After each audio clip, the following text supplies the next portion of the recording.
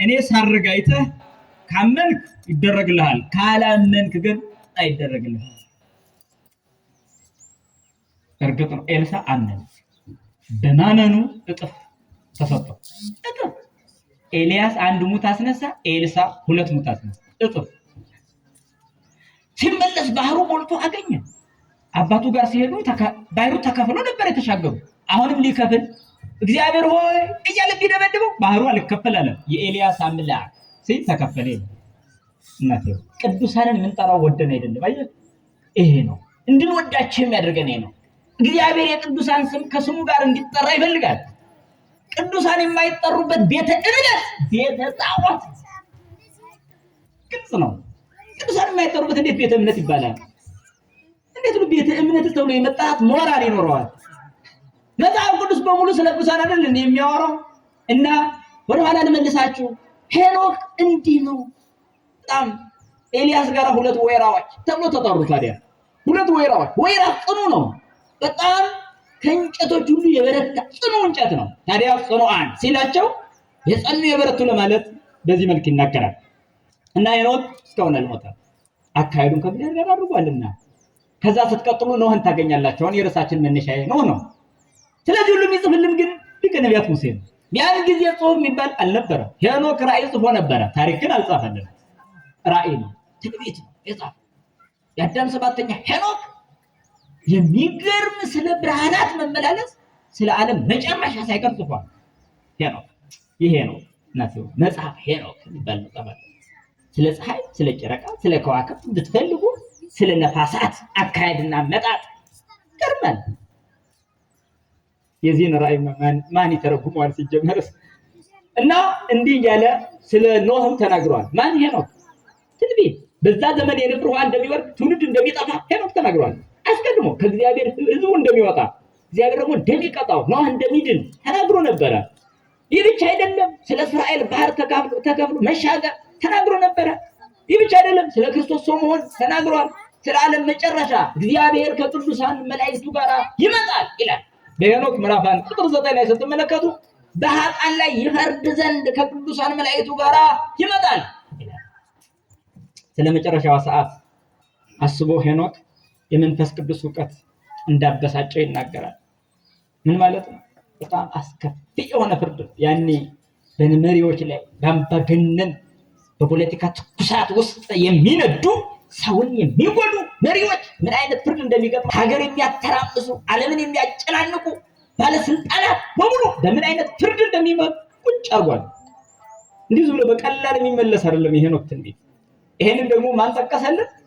ሐዋርያው አንድ ምዕራፍ የጻፈ ይሁዳ የተባለ አለ። ያ ክርስቶስን የሸጠው አይደለም እና እሱ ምዕራፍ 1 ነው ከቁጥር 14 ላይ ስትመለከቱ ከአዳም 7ኛ የሆነ ሄኖክ ስለነዚህ ደግሞ ትንቢት ተናግሯል ሲል ያስቀምጣል። ለምሳሌ ፕሮቴስታንት ቤተ እምነት ሄኖክን አይቀበሉም። ታዲያ አዲስ ኪዳን ላይ ግን ተጠቅሷል። አያችሁ ውድቀት ምን ነው ይሄ? እና ሄኖክ ስለ ኖህም ተናግሮ ነበር። ታዲያ በኖህ ዘመን የነበረው የሰው ልጅ ህይወት በጣም አስከፊ ነበር።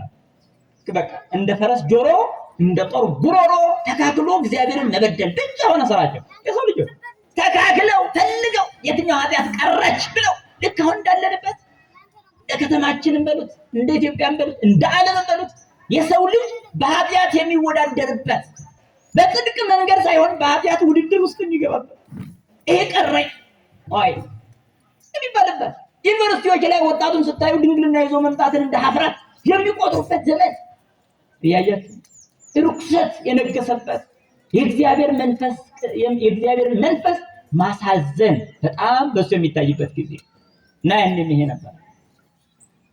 ያን ሰው ሁሉ ስለ እግዚአብሔር ምንም ማለት በዚያ መካከል ወከመዝ ውእቱ ፍጥረቱ ለኖህ ወብኢሲ ጻድቅ ወፍጹም ወአስመሮ ለእግዚአብሔር ይላል ሊቀ ነቢያት ሙሴ ሲጽፍ። በዛ ዘመን ይላል የኖህ ግን ህይወቱ ደግ ፍጹም ጻድቅ ነበር ይላል። ብቻውን የሌላው ሰው ኃጢአት ወደ ኃጢአት ዝንባሌ ያልሳበው ፍጹም ሰው። በነገራችን ላይ ብዙ ደጋጎች ባሉበት ዘመን ደግ መሆን አይደንቅም። በጣም በርካታ ህዝብ ወደ ጥፋት ወደ ክፋት በሄደ ጊዜ ደግ ሆነ መገኘት ነው ትክክለኛው ጽድቅ የሚባለው።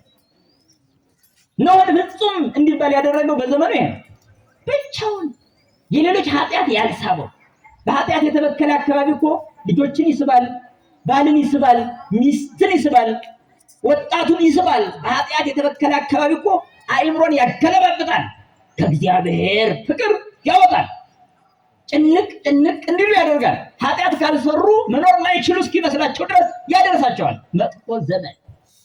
ነገር ግን ኖህ በዚህ ዘመን ፍጹም ሆነ። እግዚአብሔር ኖህን ብቻ አየ።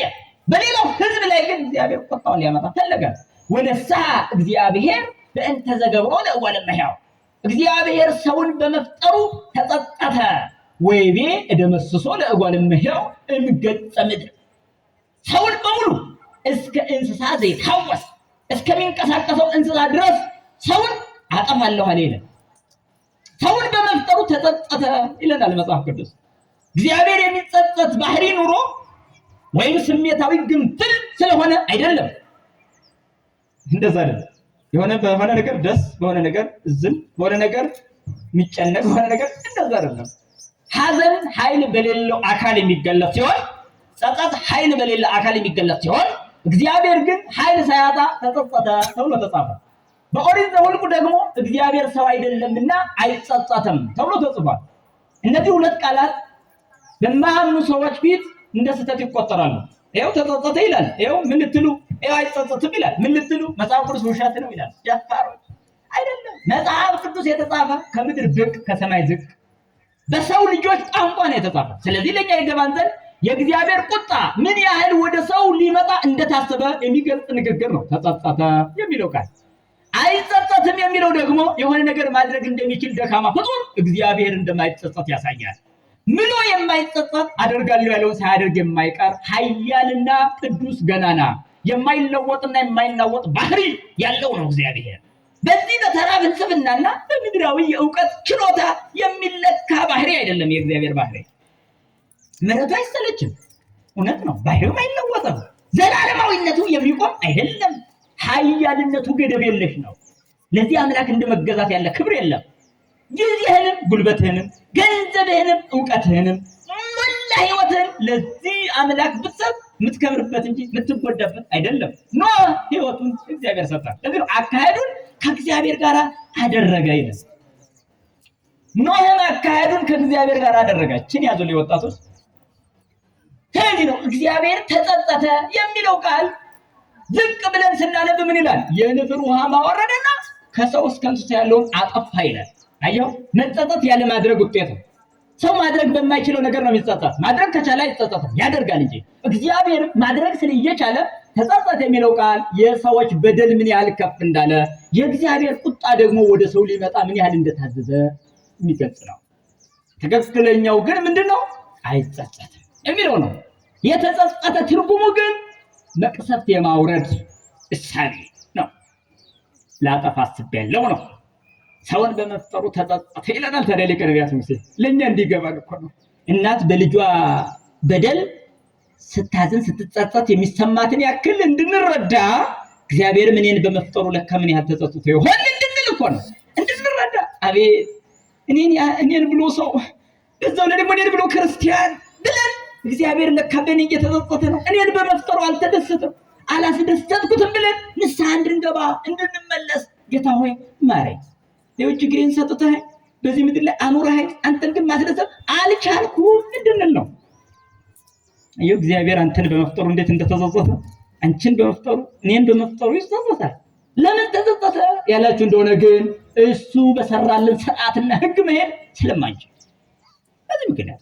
ታዲያ ለምንድን ነው የማንችለው? ያን እንደሆነ ደግሞ እግዚአብሔርን ከሚፈልገው ስሜታችን ይልቅ ራሳችንን ሆነ ዓለምን የሚፈልገው ስሜታችን ስላየለ ብቻ ነው፣ ሌላ ነገር የለም። አያት ወዳጆቼ፣ አንዳንድ ጊዜ በኃጢአት ከባቢ ስሜት ውስጥ ራሳችንን እናገኝና ተመልሰን ደግሞ እግዚአብሔር ሆይ ማለት እንጀምራለን። ያን ጊዜ ደግሞ የጽድቅ ስሜት ይሰማናል። እንደገና ደግሞ ጨካኙ ኃጢአት ይገዛናል። በዚህ መልክ ሲወድቅ ሲነሳ ነው። ጻድቅ 7 ጊዜ ይወድቃል፣ 7 ጊዜ ይነሳል። ቅዱሳን ቅዱስናን ለማግኘት ይህን ትግል የፈጸሙ እንጂ ኃጢአት ያልሰሩ ብቻ አይደሉም። ቅዱሳን ሲባል ብዙ ሰዎች የሆነ ምርጫ የሚመስላቸው ሰዎች አሉ። አይደለም፣ ቅድስና ምርጫ አይደለም። ክርስቲያን የመሆን ግብ ነው። ግብ እኮ ነው። ክርስቲያን ሆነ ግብህ ቅዱስ መሆን ይሄ ነው እንጂ እኮ ሌላ ምርጫ እገሌ ቅዱስ ይሁን እገሌ ርኩስ ይሁን ተብሎ የተፈረደ በእግዚአብሔር ብይን የተጣለ ድምድም እሳቤ አይደለም። ይሄን ማስተዋል ይኖርበታል። ሰው በየቤታችሁ ቅዱስ ሊፈጠር እንደሚችል በየራሳችሁ ህይወት ውስጥ ቅድስና ሊያፈራ እንደሚችል ህሊናችሁ መግዛት የሚያስችል ሁኔታ ውስጥ መገኘት እንጂ ምርጫ የሆነ ሰዎች ብቻ የተሰጠ ለሆኑ ሰዎች ደግሞ የተሰጠ እንደዛ አይደለም። ይሄን ሊያስብ ይገባል ሰው። እና ኖህ ጻድቅ ነበረ ይለናል፣ ፍጹምም ነበረ ይለናል። አካሄዱን ከማን ጋር አደረገ ይላል? እግዚአብሔር ጋር። ስለዚህ አካሄዱን ከእግዚአብሔር ጋር አደረገ የሚለው አንድ ሰው አካሄዱን ከእግዚአብሔር ጋር አደረገ በሚለው ስሌት ውስጥ ምን አይነት ምስጢሮችን ሊያገኝ ይችላል? አካሄዱ ነው የሚለው ሰው ከተወለደበት እስከሚሞትበት ጊዜ ድረስ በዚህ ዓለም የኖረበት አካሄዱ ከማን ጋር ነው የሚለው ጥያቄ መልስ የሚሻ ጉዳይ ነው። ስለዚህ አሁን ተፈጠረው እሺ ልሞት ከዚያ ጥፋት ዳን በመርከብ የምትድንበትን መርከብ ስራ ተብሎ እንዴት በእንጨት ስባሪ ድናለው ከዚህ ሁሉ ጥፋት ብሎ ሳይጠራጠር በእምነት መርከብን ሰራ። እግዚአብሔርም ያን እምነት ተቀብሎ በዚያ መርከብ ከጥፋት አዳነው። ይህ ታሪክ ለኛ ትልቅ መሰከር ነው። እኛም ከጥፋት ዓለም ውስጥ ነው በጥፋት ዓለም ውስጥ ነው የምንኖረው። ስለዚህ መሰወር የሚያስችል ኃይል ሊሰጠን እንደሚችል ግልጽ ነው። እና ግን ምን ስላደረገ ነው? ከእግዚአብሔር ጋር አደረገ። አካሄዱን ነው። የሰው ልጅ አካሄድ ታዲያ እንዴት ነው የሚመዘነው? የሰው ልጅ አካሄድ እንዴት ነው የሚመዘነው? በእግር ጉዞ ይሆን? አካሄድ ህሊናዊ ነው፣ ልቡናዊ ነው፣ አእምሯዊ ነው። አካሄድ የኖህ አካሄዱ ከእግዚአብሔር ጋር ነው ማለት ህሊናው ከእግዚአብሔር ጋር ነበረ ማለት ነው። አእምሮ ከእግዚአብሔር ጋር ነበረ ማለት ነው። ታዲያ ከእግዚአብሔር ጋር አካሄዱን ያደረገ ሰው መለያው ምንድነው ካልን ደግሞ አንደኛው ሰውነትን መጠበቅ ነው። ሰውነትን መጀመሪያውኑ የተፈጠርንለት ህይወት ሰው መሆን ዋናው ሰው መሆን አይደል? እሱ ላይ ይሄን መጠበቅ ነው። አካሄድ ከእግዚአብሔር ጋር ሆነ የሚያስብለው ምክንያቱም በአምሳለ እግዚአብሔር መፈጠራችን ነው። ሰው የተፈጠረው በእግዚአብሔር መልክ ስለሆነ ሰውነቱን ሲጠብቅ የእግዚአብሔር መልክ አለው ይባላል ማለት ነው። ሰውነት ማለት ለሰዎች የሚኖረንን መሰረታዊ እንክብካቤ፣ ምህረት፣ ቸርነት የሚባሉ ሁሉ ያጠቃለለ ነው። ሰው ስትሆን ትራራለህ፣ ሰው ስትሆን በጎ ትሆናለህ። ሰው ስትሆን ለዚህ ነው ቅዱስ ዳዊት ልጁ ሰሎሞንን ሲመክር ልጄ ሆይ ሰው ሁን። የመጨረሻ ምክር ነው በነገራችን ላይ ልጄ ሆይ ሰው ሁን ይላል። እግዚአብሔርን ብትፈልገው ታገኘዋለህ፣ ባትፈልገው ደግሞ ይላል ለዘላለም ይበቀልሃል፣ ያጠፋሃል። ልጄ ሆይ ሰው ሁን።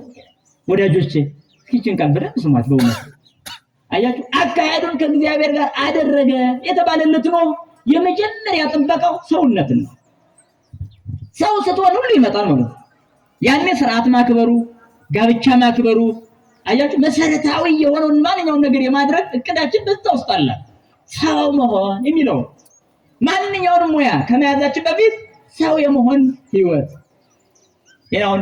ይሄ ነው ዋናው መሰረታዊ። ስለዚህ አካሄዱን ከእግዚአብሔር ጋር አደረገ ያለው ነው የመጀመሪያ ጥበቃው ሰውነት ነው። በቃ ሰው ነኝ።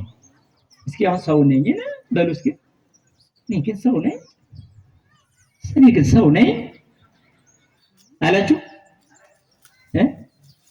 አላችሁ እኔ ሰው ነኝ በሉ እስኪ።